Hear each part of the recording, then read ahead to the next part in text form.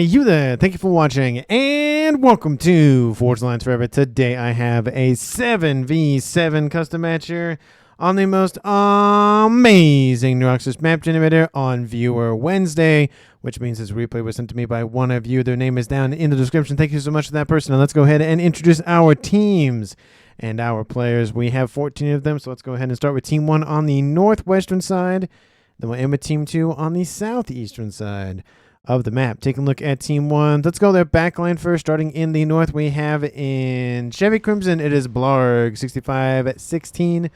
He's playing as a UAF for this match as a 1400. He is the actually tied for the highest rated player on his team. To his southwest, it is the player with which he is tied with. Also in red this time, Blood Angel Red. It is RyGuys playing as a Cybran as a 1400.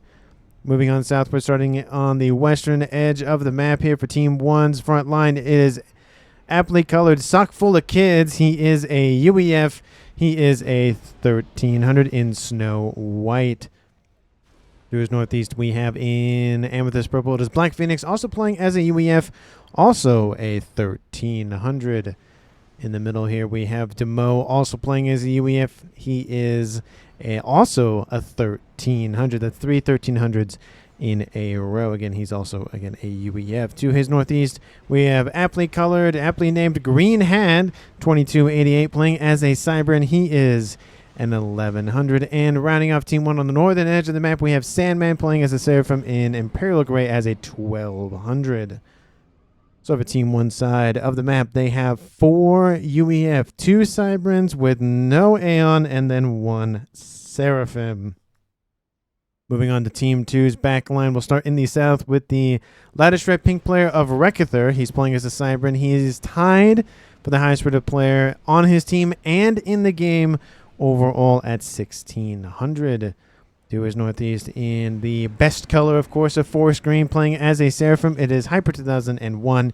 He is a 1200. He will most likely be building nukes this game just because that's just what he does. To the north, we have in Batman Gray, it is the UEF of Hotcheese. He's an 1100 for this match, again, as a UEF. Moving on southwestwardly, we have in Tropical Ocean Blue, it is Majk, playing as a Cybran. He is a 1000 rated even.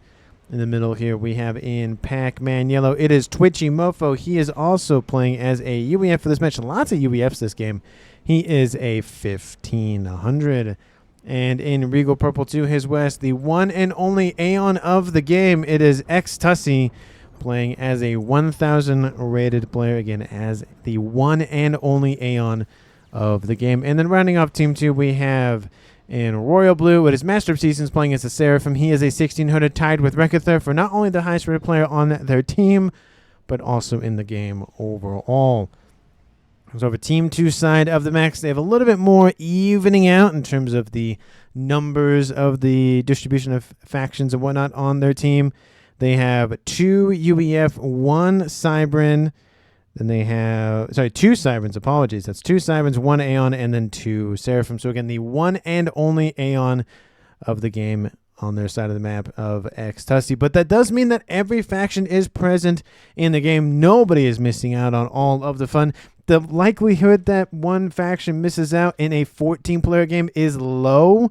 It's still there. It's a non-zero chance, but it's still there. So it is good to see that everybody is present. And with 14 players on the map, before they hopefully don't scoop it all up, let's currently see their reclaim situations at 17,000 mass and reclaim. And it's, what, 1.2k mass per player, maybe 3-ish. So definitely worth writing home about. The majority of that does reside in this kind of northeastern corner of the map, this slice. We do see, decent clump of wreckage on the upper plateau in the middle there. But the majority of it is up there, so those players are going to be enjoying the bounty that is the reclaim on the map. And in terms of extra mexes on the map, in terms of exterior, auxiliary, all that sort of stuff, we'll take a look at Team 2 side of the map and see how much they have to play with. Starting off in the back line, there is a lovely amount of mexes down here. There's 7 of them down here, so a 7-star mex position. And then to the west, we see a Trimix position here and there. There's also one on that nice little plateau section, which we see 2 players heading northward now. And then another one there, and then another one there. So what is that? 1, 2, 3, 4, 5. So 1 for each of the frontline players, and then the split roughly even as you can between the backline players. I do love that cooperation though. Not just one player gets it, but it gets shared. And look, same thing happening in the north. Gotta love that teamwork there. And I will note this is a FC game, or mostly an FC game. So I expect to see a lot less conversation in the chat, just because they're probably on a Discord or whatever, voice call. And in terms of where these players are headed off to, it looks like it's kind of just going to be 1v1ing for a while. 1v1, 1v1, 2v1. Maybe split to 1v1 and then 1v1. We do have gun, which I'll go through on the northern side. First, Sandman going for gun. Gun done for Green Hat, going for stealth. We have gun started for Black Phoenix, and then gun started for sockfullofkidz for Team 1. Team 2, we have gun started for TwitchMofo, and then xTussey for T2 upgrade. We do see it's going to be sockfullofkidz versus masterofseasons. We have Black Phoenix versus xTussey, so the purple players going at it. And then on the plateau section, Team 2 is Wechethr and TwitchMofo unopposed for now. I don't know if that'll stay that way, but we'll see. And then in the more eastern side of the map, we have Dimot between Team 2's Hyper and Majk. Majk might switch over to here just because Green Hat is starting to push a little bit. And then on the northern side, we have Sandman with the gun upgrade started for Hotcheese on that eastern side. Only players not leaving their main base as of right now is Blarg. He's focusing on his air facility, which again, there's probably going to be 2 air players, which looks like there is going to be, so that does make sense. But that does leave a little bit of a hole here. We do see that Team 1's RyGuys might be moving to the plateau, or at least in that direction. Looks like he's going in the lower section, but he is somewhat nearby to help assist. This vector for Team 2 is starting to look a little bit more promising because they're getting into Team 1's territory now. We have Nano started for sockfullofkidz. We have Gun now done for masterofseasons. T2 almost done for xTussey. Gun upgrade almost done for TwitchMofo. T2 upgrade started for Sandman on the northeastern side. And it looks like also some forces from Hotcheese are pulling westward to assist this front. And it does look like Majk is going to have to move into assist mode, and Hyper is starting to fall back.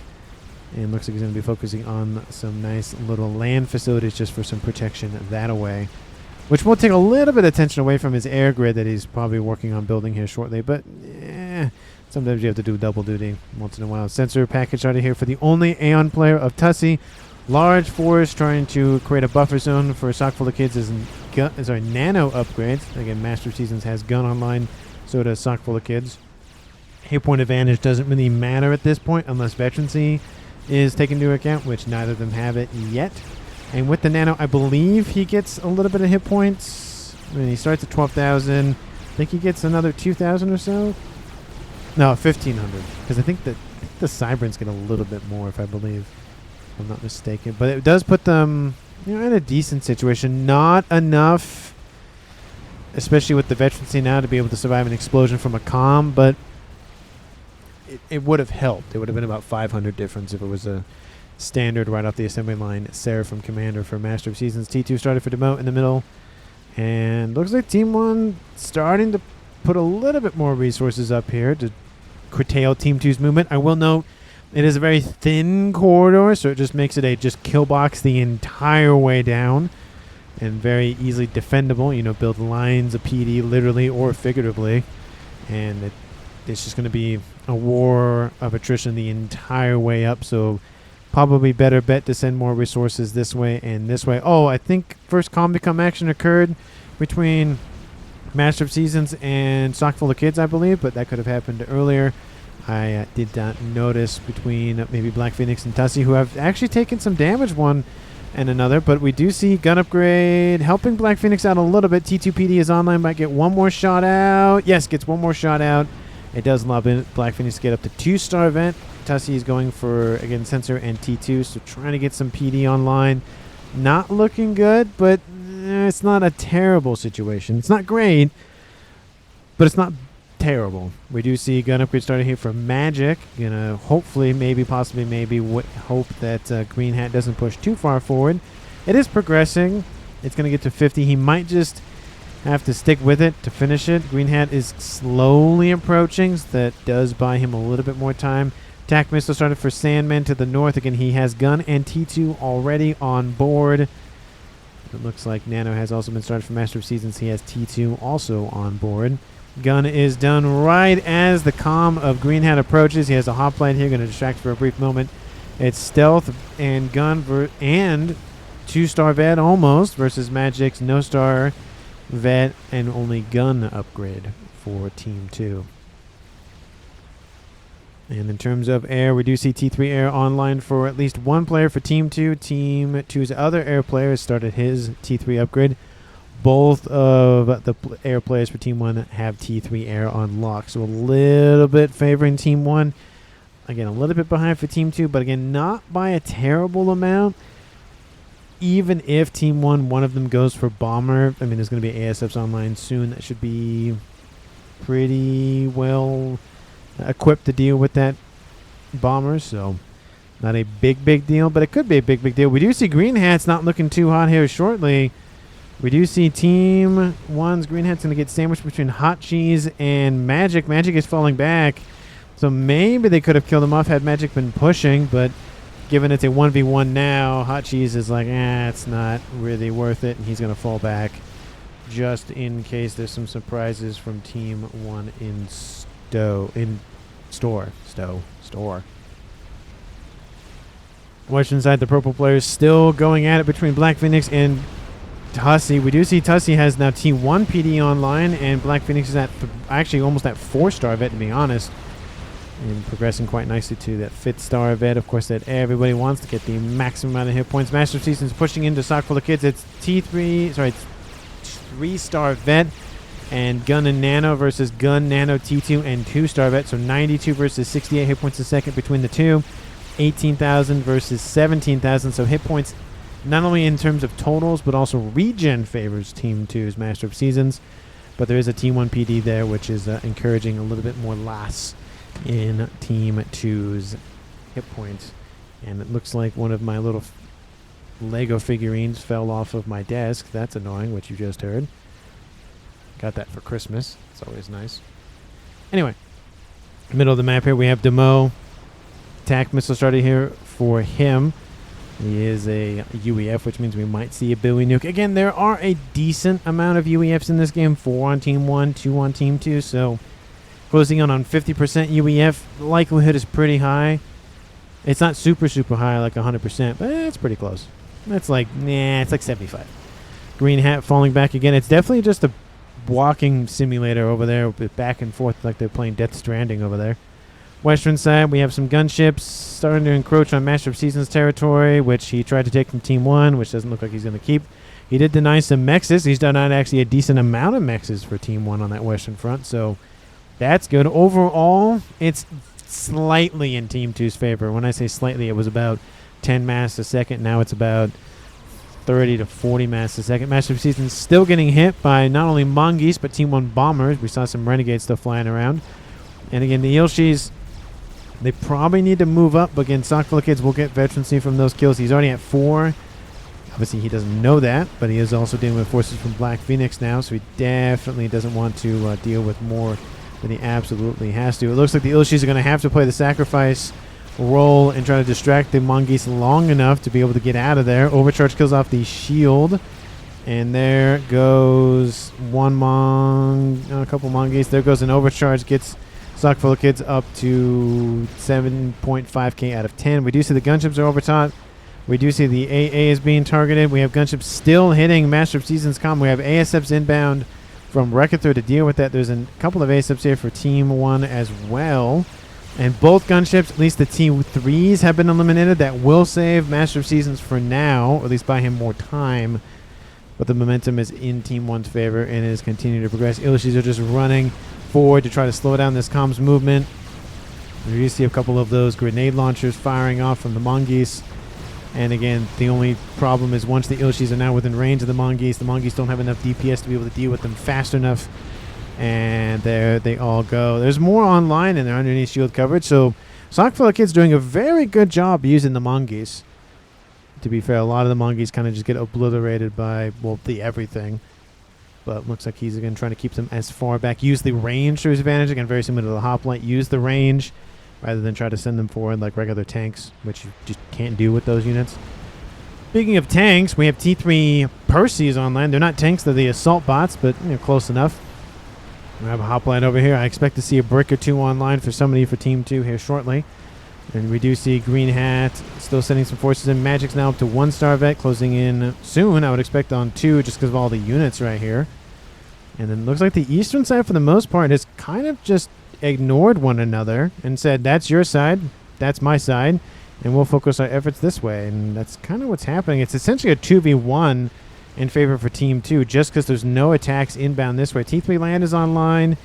And given that it's now focused over here, it might just force the 2v2 at that point and just almost ignore this. It might maybe encourage him a little bit to go this way, but I highly doubt it because there's just a lot more stuff happening in this little semi-bay bowl thing that's happening.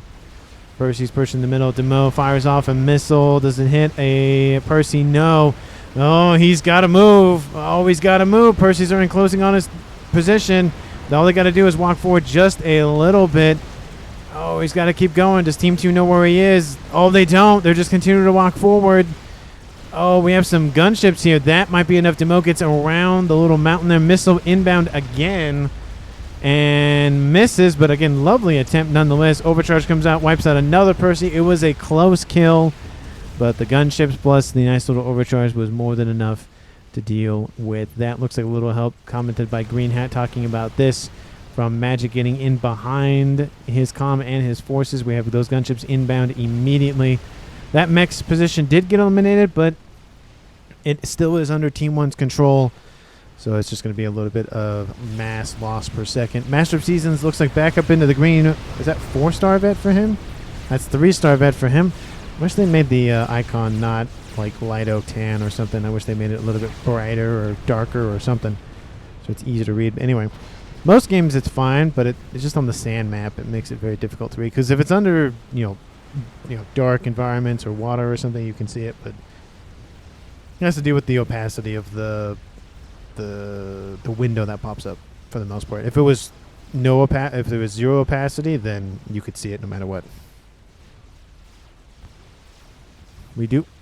Oh, well, that's interesting. It looks like Team 1's air players have a target in mind. So either, I guess, he's going to die by firing squad from Mongoose, which, honestly, he could take that. Overcharge kills off another unit. He's on 4-star vet now, closing in on 5. I mean, the Mongoose have a little bit more range on him than he would like, but if he stays on land, we know he's going to be fine. I don't know if he knows he's not going to be fine. We do see some circling going down from records saying, hey, there's units inbound. It looks like it's going to encourage him to go in the pond, but it doesn't matter either. He's going to die by gunships or die by bombers. And he is on the edge of that water. Torpedoes drop. They don't sink that far into the water. Yellow, red. Oh, there he is. I didn't zoom out too far. Apologies for that. There he goes. Team 2 suffers the first loss of the game. First blood goes to Blarg. And at 20 minutes, he did make it past 20 minutes. So there's that. It is a 7v6 in Team 1's favor. Yeah, I didn't mean to spin my mouse wheel. It just pulled all the way back. I meant to pull it a little bit. I was just excited about the explosion and whatnot. But anyway, that is a kill for Team 1, making this now a double base game now for Wechethr. He may just keep that base. He may hand it off to xTussey so he can be able to fight against the 2 players from Team 1 on the land situation. Who knows? He might keep it, though. He's now at 480 with that, so kind of hard not to want to keep it, to be honest. We do see the Sandman has joined Green Hat, so it's just kind of melding in more of a mixing pot here. It's going to be a 2v2 rather than just a 1v1, 1v1 isolated affair. How's the air grid looking for Team 1? More Torp Bombers? I don't know. I mean, there is one comm in the water. I don't even know if they know. Yeah, they don't know he's there. It's too early for that at this point. I don't know if they're going to try to fake somebody out like what happened to Master of Seasons, but those are the only 3 pawns in the game. That's it. So, best guess, there'd be 1 there and 1 there if you were Team 1 with all the bombers. That's a lot of bombers. You might as well control case some of those. He has 59. That's enough to one-tap to anybody besides maybe the Seraphim Annoyance, 500 or sorry, 50,000 hit point calm stuff. Maybe even not that. Maybe it'd be kill off everything in one go. Anyway, we do see Team 2's air grid is expanding quite nicely, going for more of an isolated, decentralized mode. I do like that. He's getting some shielding surrounding his pigeons. Love to see that. We do see a chicken started here for him as well, so he's trying to help out the front line in one way or another. I do like this push here on the western side of the northern half of the map. He's just built wall sections, has some units patrolling, getting some Team 1 PD just in case Team 1 says hi, and then makes it into essentially a funnel, so unless Team 1 wants to spend the time to destroy the wall sections, funnels them that way. The Titans are actually going to come say hi, and again, there's T1, a couple of T2s. There is a Percy in there, but not enough to ward off, 4 Titans, so should be a good trade for Team 2. We do have Percys and Mongoose and sockfullofkidz is calm, moving this western side. Wechethr is going to lose territory because he's focused again on air and on land. That's why I just think it's easier just to hand off the land base over to somebody else, focus entirely on air. I mean, he is gaining, he's at almost 500 mass, so there is that, and it will definitely help his air grid, which looks like he has a lot of plans for the everything. I do notice that he's putting pigeons next to mass fabs with the T3 mexes, and so he's shielding those as well, essentially creating little isolated little hot pockets of eco, which I do like that.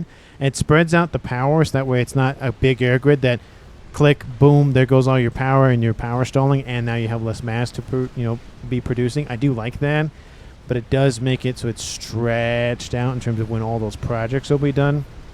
So you're not getting the benefits immediately. It's more of a longer term thing. It's not that bad to have a long term plan, to be honest. Titans are Harbingers are here, and the Percys were going to win that fight outright, but the chicken came to say hi, which came being built right fetching there. So that didn't really work. Team 1 is going to be stopped here. Maybe they'll grab that mex at some point, but all the mexes to the west are dead. A little bit of revenge for sockfullofkidz just because he lost essentially those exact same mexes on his side of the map. And looks like things are getting quieting down over here. Nothing crazy. Ras being injected into Tussey's veins there. Attack missile started for the UEF player of Black. Phoenix, he does have T3 on board, which makes me think he's going to go for Billy Nuke, but we will just have to see. And I don't see any upgrades. Like still, Team 1 Mexis is Master of Seasons saying, hey, watch out, there's some Mexes here. You probably should upgrade them. Looks like they are upgrading now. This one's, these two are almost done. He's going to assist them a little bit, get them done. Here, quickly get, again, another 4 mass a second out of them. It is a big jump. It's triple the amount of mass starting, and then it's triple again because it goes from 2 to 6 and then 6 to 18, and then you can get an additional 9 out of it. So, not bad. It's not that bad of a jump. And Percys are pushing forward versus Percys from Team 2. So it's going to just come down to a slight numbers game with some some spearhead assistance. The focusing of the fire is definitely going to help both players. Again, as much as you want to do as much damage to every unit as possible to try to wipe them out, it's easy to be like, okay, focus you, now you're dead. Focus you, now you're dead. Focus you, now you're dead. And look at the shots. There's a little bit more microing for Team 1, which means those units are lasting just a little while longer. It is maybe not going to make a big difference, but it's making slight difference. You can see that shot missed. Now it's a 3v2. Parashields are coming in to shield those Percys for a little bit. And, of course, they're dodging all of the missiles. But, again, with that amount of missiles being fired at you, you're going to get hit. It just comes down to how much can you dodge versus how much you're going to get hit.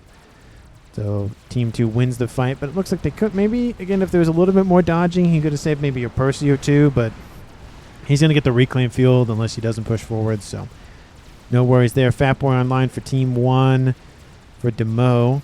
And do we see anything crazy nonsensical happening in the background yet? 25 minutes, 26 minutes on the clock. It is a 7v7, though, so maybe plans to end the game are sooner rather than later. Well, I know what Hyper 2001 is doing. It's just a matter of when instead of if. Another chicken. I mean, he's got to be building one of those at some point. Still building an air grid. Small air grid, but it's still an air grid. SMD, love to see that.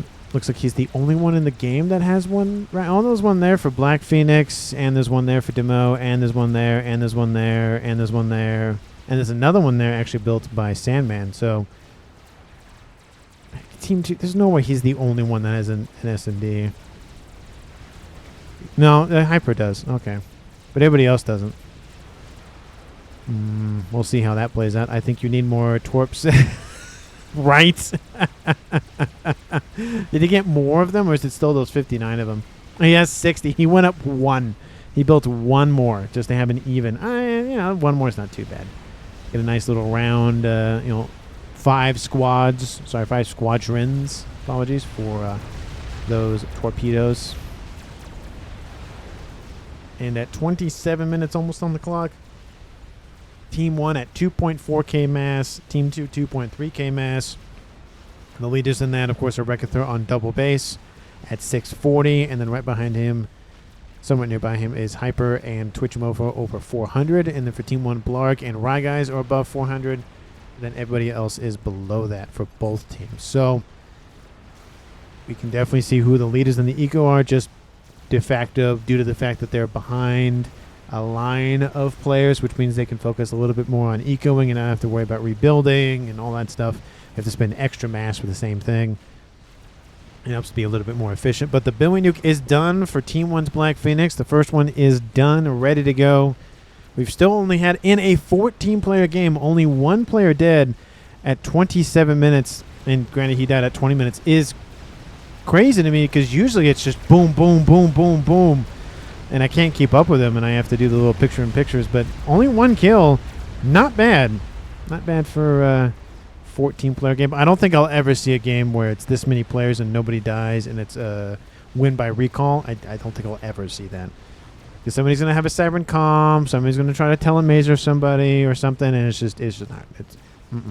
Unless it was a false start and everybody recalls just to restart the match, it's not going to be a legitimate, play to 50 whatever minutes kind of thing. But let me know down in the comments who you think is going to currently win this game. Of course, if you haven't, because again, I don't know why not at this point. You've already watched, 25 minutes or so. Let me know down in the comments again how I can improve my casting and whatnot. I really do appreciate it. All the time and attention to give to each and every single one of my videos. If you haven't seen yesterday's video, it is a different kind of ladder match in the sense that it's a 2v2 instead of the normal 3v3 or 4v4. So if you haven't checked that one out, go ahead and do so after this one. It is, again, like I said, it's a different game. I did speed it up a little bit more because it's a 2v2 on a 20x20, so it takes a little bit of time to even get anything rolling. So hopefully you did take a look at it. If you have, great. If not, hey, you have another video to add to your watch for later playlist. SMD pointed out by masterofseasons. Look at this. I like the spotting going down by the player that's no longer alive, saying, hey, there's a thing there. Hey, there's a thing there. And it, of course, marks it on the map. So the players that do go for nukes will know which zones are already covered. And it looks like really sockfullofkidz is the only base on Team 1 that doesn't have an SMD realistically nearby. But he might, depending on how south Hyper builds his nuke, he actually might be fine because this SMD might be enough to shield him from an attack from Hyper's position. Now, if Wechethr builds one, probably good luck with that kind of thing. But that SMD might be enough to cover that. But might and whatnot. Air fight over the top of Team 2's side of the map. Looks like it's a nice 2-on-2 engagement. There are a lot of gunships, and I think Hyper and Wechethr just won the air fight hand over fist. And now all the gunships for Team 1's Blarg, who he was stackpiling for a while now, are gone. That's a lot of reclaim just from that air fight. Looks like the ASFs primarily from RyGuys got out of there, but it's 100,000+ mass on the map, and the majority of that is where they fought. There is a chicken here. There is a Fat Boy coming within range, technically, because the Fat Boy isn't moving. And that chicken will win that fight. There's also a second chicken here from TwitchMofo. I don't know if that was built by Hyper and he transferred it over. But he's going for artillery at this point. He has his own SMD. I will note he probably did have an SMD earlier. I just didn't see it because it blends in with everything because he's yellow. And, everything else in this game is not yellow. So, the little circle makes it easier to find where that SMD is. And, yeah, yellow's the only one that suffers from that. Unfortunate. It's like the Snow White players I have a hard time finding their radars because it's white on white. instead of, you know, white on pink or white on black or white on yellow or white on, well, yellow's still a little bit more difficult. But anyway, it's just, it blends in. The Percies are able to kill off the chicken. The chicken walks right into its teammates or its dead compatriots Ion Storm. He's not getting hit by it because the Ion Storm doesn't focus on friendly units. They can still get hit, but it's not kind of like the more lock-on-ish behavior that the Ion Storm exhibits when there are enemy units nearby. There's a Billy Nuke lands on something, I guess. I don't know what, but Team 2 is aware of it. And we do see 2 chickens and a GC over here versus 1 fatty. There's another fatty inbound and another fatty. That's a freezer of fatties so far for Team 1. There's 3 of them. I think the experimental count, if we're going to give them names, are going to be 3.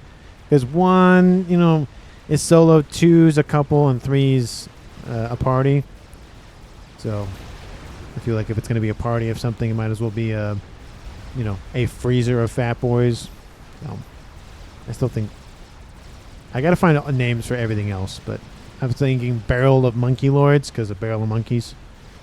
I think that almost fits too well. So I was going to do something with spiders, but I'm like, it's monkeys. I mean, it says spider bot, but no, it's monkey. The monkey lords, so monkeys. There goes some Nathas targeting said monkey lord. Only one of them actually gets a payload off. Everybody else gets killed off before they even arrive. Another wave is inbound, and then another wave is inbound. A little bit more payloads are dropped on that monkey lord, and it's in the yellow. Oh, there's still more inbound. Drops into the red for a brief moment.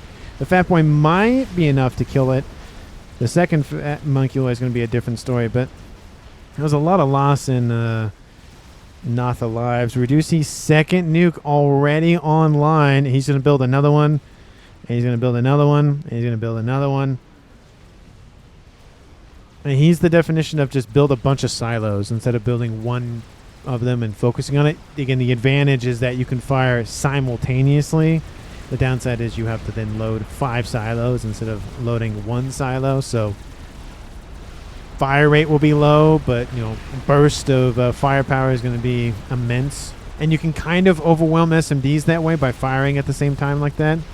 I think it's 4 or 5, depending on the map size, that you can fire 4 or 5 at the same time to the same location. And even if there's SMDs loaded, then you can still pass through the SMD and destroy whatever it's protecting. I think it's 5, because I think I was casting a sentence game. I think it was 4, and the SMD barely had enough time to do 1, 2, 3, and then 4. So, and when I'm talking about those SMD random nonsense, you know, little tangents, I did watch that GC just get annihilated by Percy's. And actually those monkeys in there as well, not just Percy. So the smaller brother, the little brother to the Percy. And that fat boy as well. Again, there's 2 fat boys already here. There's that chicken that's still here. I thought there was 2 chickens down here. Maybe one of them died. Maybe one of them died. Looks like the chicken's going to get close. Billy Nuke is going to land right at the feet of that chicken. It will help a little bit. Yep, there's the other dead chicken there. And it does have 2-star vet. There are units moving into intercepts. I don't think it's going to be enough. Not going to be enough time for those chickens to catch up. Those monkey lords were not killed off in the middle like I thought. They are moving southward, intercepting the engineers on reclaim operations. There's a fat boy and a chicken here, which don't really have a home to go to. The Natha's not targeting this one. Definitely a missed opportunity there to wipe one out entirely. Might... I mean, that mech would have died, but maybe this mech might not. Nathas are moving into another target. There's ASFs like, we're getting out of there. We're not staying on the ground by any means. And again, there's an artillery online here for Team 2 now in the form of TwitchMofo, another fat point, and then another artillery soon after that. And that monkey lord is going to die here shortly. There it goes, the second one. Is going to die here soon. That mix is probably dead. That mix is probably dead. And then I think maybe these mixes will be fine. Those aren't mixes. Those are bombers, but you get my point. There's a Percy here. That's going to help a little bit. There's some T1 hunters just to get some damage out there. That mix is dead. And yeah, that's going to be the end of that monkey lord's life here shortly. Western side, just conglomerating power over there, or coagulating, or consolidating, whatever word you want to use for that. Huge air grid. I do see another Billy Nuke started for Dimot. I see a satellite, so UEF doing UEF things. Always a joy to see that. Again, with 6 UEF players, you would expect to see at least one satellite, just like you would expect to see at least one one Billy Nuke. It's just a thing. It's just what they do. It's like seeing a Cybran building a monkey, or it's like a Cybran kind of going for Telly Mazer. It's like, it's not a guarantee, but it's bound to happen, given the amount that are in a game. I don't think, I mean, the Aeons, like, there is the sacrifice play, but it isn't used that much. And then the Seraphim, if the calm is on the front line, it's usually the, you know, advanced nano, 50,000 hit points thing. That's probably their typical with their comms. And again, the Aeon commander can't sacrifice. That's the SACU version. But Trimex's position dead by Billy Nuke. Looks like some TMD needs to be built there, but he might be moving in to deal with that here shortly. I would like to see some missile redirect systems. Again, Team 1 has 4 UEF players with 2 Cybrans. Team 2 has 2 Cybrans, and there's one there. And there's one there. Granted, he is focused on air, but he could maybe build a land facility out of it. He has a Seraphim one. Nuke is inbound. First one of the game, going right for that GC, unless that's a Billy Nuke. That's a nuke. That's a regular nuke, and I don't know why that nuke is going there. Maybe edge nuking the frontline defenses, maybe? Testing something, I don't know. And Corsairs get absolutely demolished by the AA. They crash land on that land facility, though. Do some damage to it. Here comes the nuke. I feel like it's going to get shot down. It might be within range of Black Phoenix's stuff. I think it's this hill is killing. Oh, he nuked the hill. Maybe that's what it was. And there goes the explosion. Almost catches that GC. And that GC was actually from Team 2, not from Team 1. So I don't know if that would have boded too well. But I don't know. Killed off maybe a couple of mexes that were kind of already dead by that GC anyways. I don't really understand the play with the nuke there, but he had some idea. There's a monkey wood in the pond hanging out next to the comms. Don't know what that's doing there, but okay. There's, again, 3 nukes, 4 nukes, 5 nukes. And the first nuke killed off 22,000 mass. That does seem like a decent chunk considering it didn't really kill off anything important, to be honest. Corsairs inbound on the eastern side of the map. Oh, sorry, Janus, not Corsairs. Apologies. And they're inbound for the T3 land headquarters, it looks like, but they got denied before they could even drop most of their payloads. Maybe they're trying to go for those mass fabs there, but the T3 land headquarters has already taken damage, so that probably was the target. Satellite actually online for Team 2's Twitchy. I thought he was going for... He switched it up. Don't... It's underneath shield coverage, so I'll give him a kind of a pass, but it's next to the pigeon again. And there's another one building right next to the pigeon again. Everybody knows how I feel about that. Don't like that. They don't get adjacency. The artillery at least gets adjacency. The nukes at least get the adjacency. All that, but it's not the Novaxes and not the Scathai. They're units. They're not structures. That's the difference. Kind of crashing out a little bit, but I'm trying to keep it contained. It's like my whole MatsFab panel that I used to have a long time ago. I kind of just ignore that. It's the same kind of thing. I still wish you could disable this. I don't need that. But, you know, nothing I can do about it. The Fat Boy shield is offline, but it is getting some additional shielding from the parashields that keep getting built on its back. It's almost there. The chicken just not catching up to it because it's not going right after it. But I think the strat solved that problem. Only took 2 of them to kill it. But, hey, insurance policy and whatnot. First Fat Boy and second Fat Boy is dead. Looks like thanks to some Notha fire.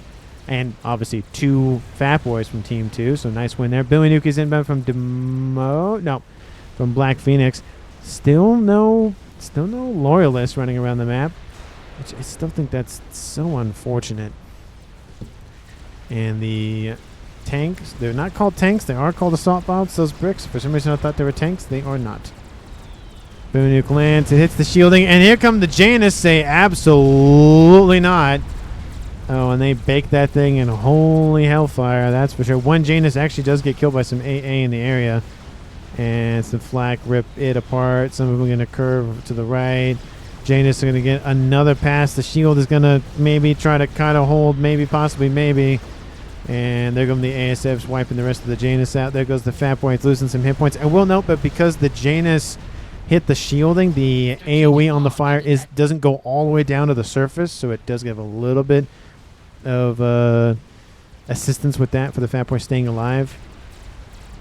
So, because instead of it being kind of like the Nothas or the Corsairs where they fire essentially on the shield and that's the only time they do damage, the Janus, it obviously throws the napalm down or whatever the fire is made out of exactly, and then it sits there and lingers a little bit. So since it's in the air, it doesn't really affect that too much. But boom, Fat Boy gets hit by another Bowie Nuke, saved essentially by that parashield.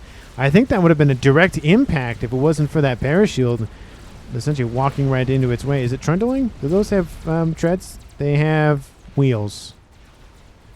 They're not. Are they done?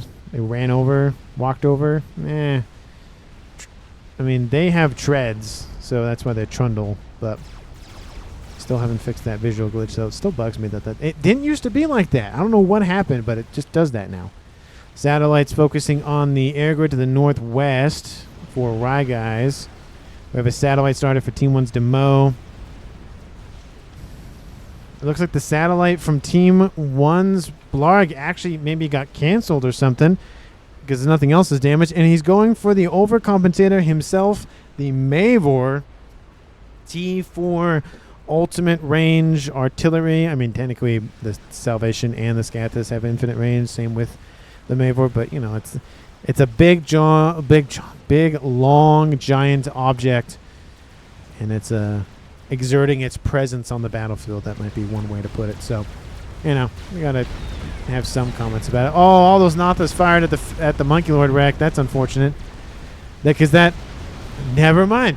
That crab is dead anyways. I was gonna say, well, that crab is standing right there shooting at. Oh, it's dead anyway. So never mind. Forget what I just said. Both of them are dead, and that's reclaim for Team 2. What's the reclaim situation? I mean, it is good or better for Team 1. It's not a huge jump. It's 84 in climbing. If it gets to over 100, that is a decent amount to be ahead. Then obviously if it's 200 or something, it's like that's not good for the other team. Unless the other team's just way up on the generated situation. And Harbinger caught up to the Fat Boy. And with the, looks like the GC. The GC now dead. Every time I look at experimental, now it's just dead. Is that chicken dead? No, it's not. See, look at that. Chicken not dead. It will die, I would assume soon. It's not dead yet, though. 5 nukes. There's 3 here, and there's 2 there. I will say at least these ones are more or less spread out. These 2, I don't like how they're super close, but to be fair, they don't cascade into one another given that amount of room. And explosion on the front line. There goes a chunk of Majk stuff. And we do see Monkey Lord and just crab and chicken and brick on brick action and a whole bunch of other stuff happening. We have in the east, we have sniper bots going after Percy's and one-shot wonders shooting at one another essentially up there. To the north, to the south, we have another nuke inbound, and that one's half loaded. That one is almost loaded. That one is half loaded. That one actually got some mass kill with that one. And then when did that one land? I thought there was only one that had stuff killed. Oh. And then another nuke. That seemed... Wait, what?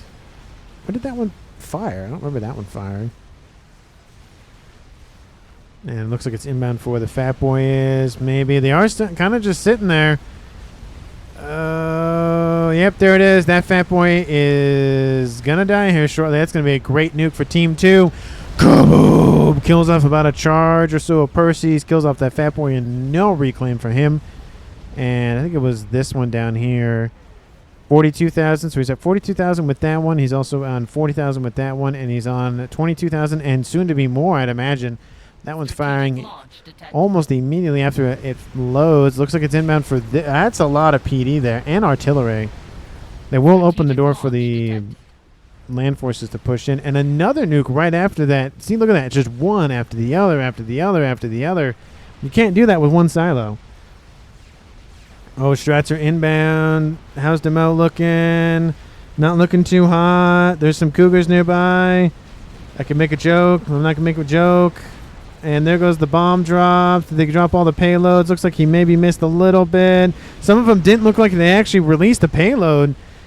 Ooh, that was close because it looked like all of them fired. There goes the nuke. Kaboom! Wipes out that chunk of line of defenses. Here comes the nuke. There's an SMD here. It is not loaded.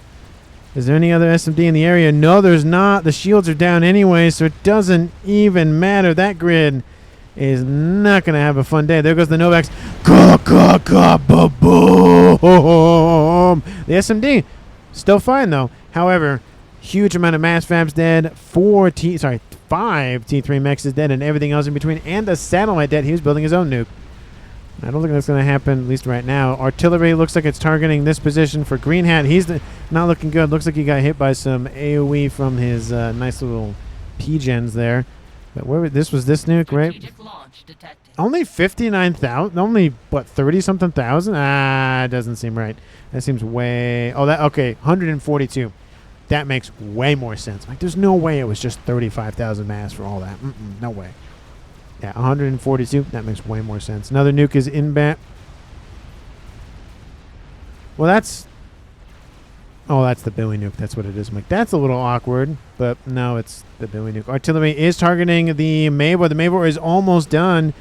Over 87 point something percent complete. 87.5% specifically. It's over that because it's over the 7,000 hump.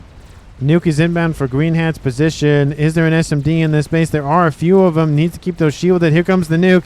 Green Hat is either walking into it on purpose or by accident, but there he goes. Kaboom! He is killed up by Hyper 2001's nuke, or nukes. And the green player on Team 2 kills the green player on Team 1, dropping this game to a tied, once again, 6v6 at 42 minutes. We have ASFs trying to shield the Mavor with their bodies. Well, at least the SMD with their bodies. Looks like one of the SMDs was killed. That's not good for Team 1 team. That one right there is destroyed. The shielding, if it does drop and that SMD is dead, there is a direct line straight onto that artillery piece. And it... Those artillery hit everything? Oh, just barely everything. Look at that. Oh, there's a nuke up there. Out of range of the artillery for Team 2. Hey, look at that. But the Pigeons have... been knocked out. The shielding is knocked out. The SMD is gone, which means a nuke should be inbound. The Mabor is almost done, even if it took a hit, but it's not even going to matter. It might not even finish. There's the nuke, and it is super dead. And it barely got online. I mean, it might get 1 or 2 shells outbound, but that's about it. Another nuke online for Dimot now. There's 2 nukes. There's an artillery there for Team 1 as well. Is that one targeting the one for Team 2? I would imagine, right? Another satellite, another satellite, another satellite. There's 3 satellite strats are inbound. It looks like they might get one of the satellites. I want to watch the Mabor blow up, so I don't want to miss it.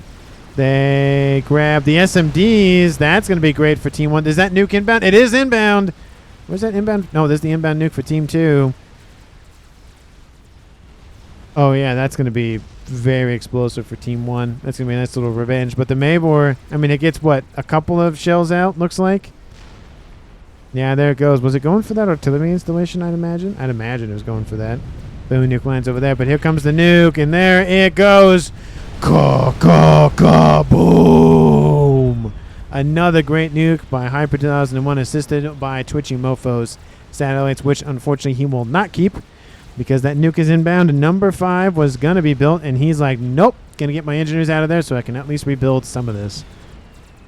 And that nice little nuke is inbound.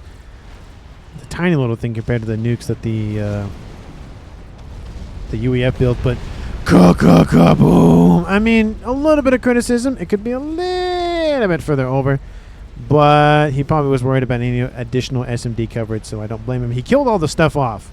All that stuff is dead. I mean, like I said, could have got the T3 land headquarters, could have grabbed a couple more mexes maybe, but all that stuff is dead, so I'm just being a little bit more of a... hey, you could move it over a little bit kind of guy. 188,000 mass killed with that one nuke. Again, that was 4 satellites, 2 artillery, and some P-gens. 144,000 for that guy. 62,000 for that guy. 149,000. I think that was the one that killed off the Mabor. 42,000 and 71. Every single one of the silos has at least had one nuke land. Done very well for itself. Hyper 2001's killed off, shoot, what?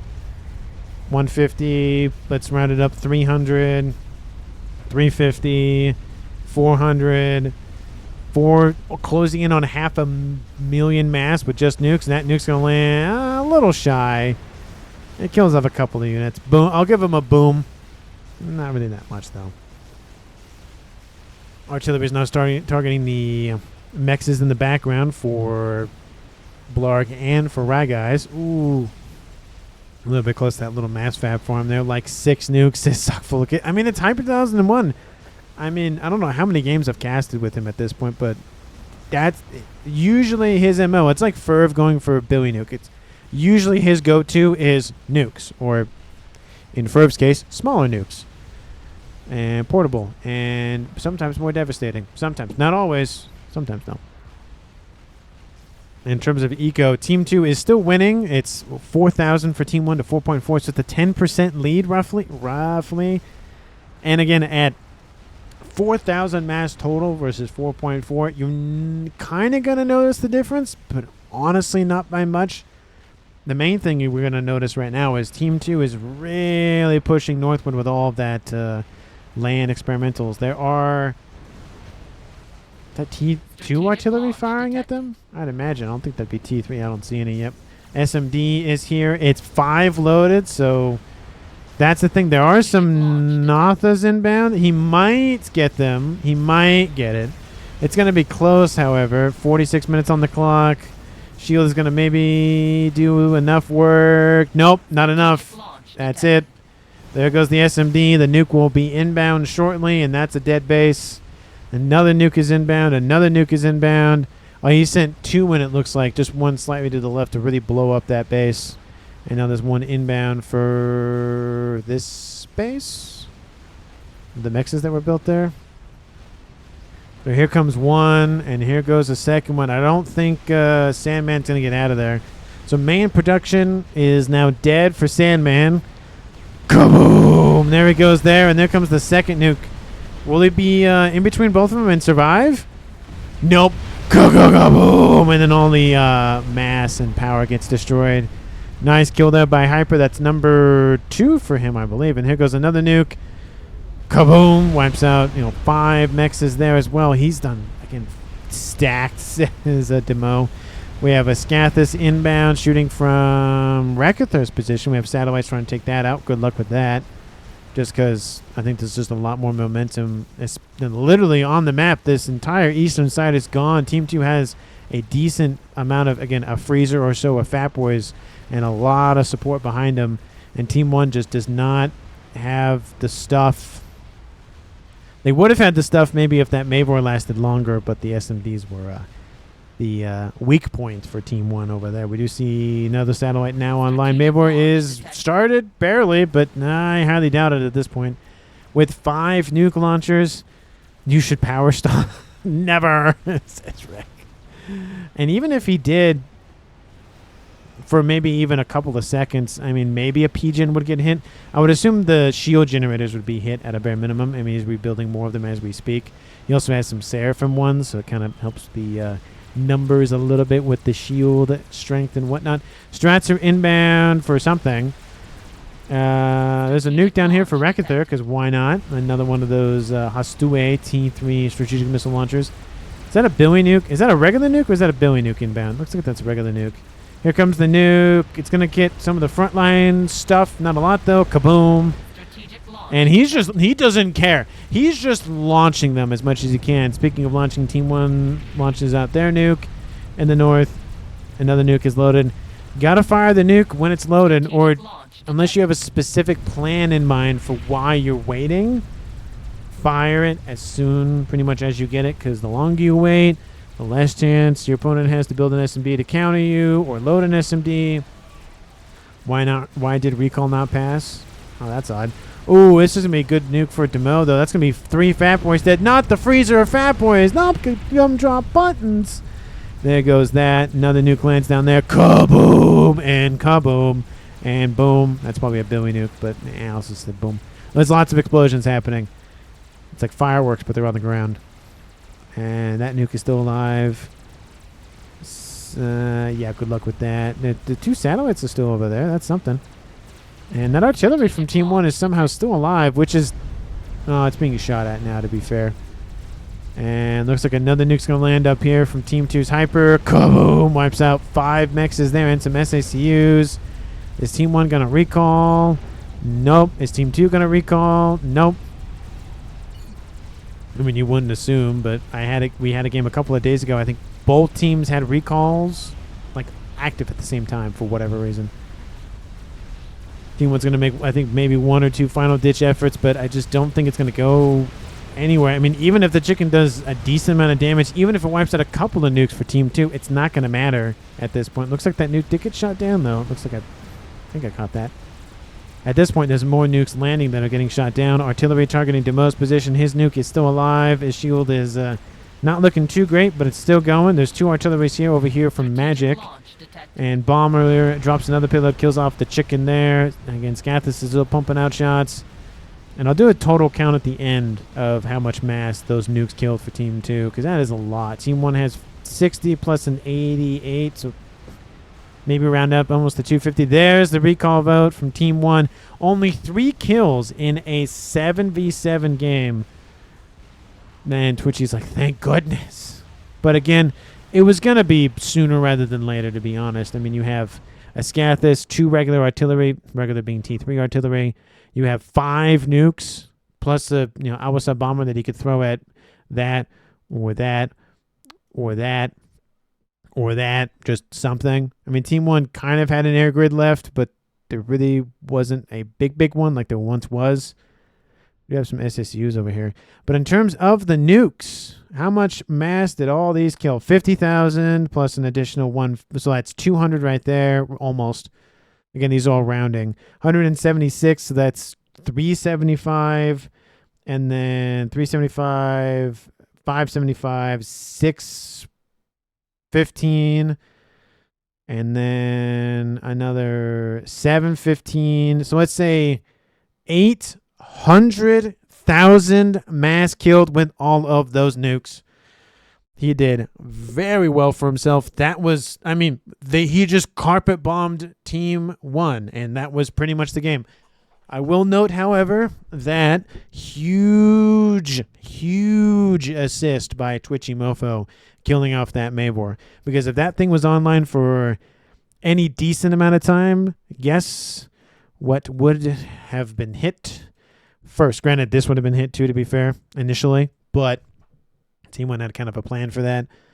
I mean, if it was online for maybe 5 minutes, I mean, there were some engineers nearby to maybe help with shielding, but still, there's 5. You're going to probably wipe out a couple of them. I mean, Hyper probably doesn't have the APM to micro all of that all at once kind of thing, so that would have helped a little bit, but again, the longer the game enders stay online, obviously the worse they get, unless you're some other game enders where it's not as nice to have them on long term. It's just nice to have them online sooner rather than later. That one in particular. And the YOLO, because it is technically the easiest, I believe, to counter, because you build SMDs. That's it. And you load them, and that's it. But anyway, 49 minutes, 46 minutes on the clock. I didn't miss any kills, so that's nice. Let me know down in the comments who you think deserved MVP. Again, I think it was Hyper 2001, but I might be biased for nukes over a little bit, maybe a lot of it. But again, thank you so much for watching the very end of the video, as always. And I will see all of you in the next one.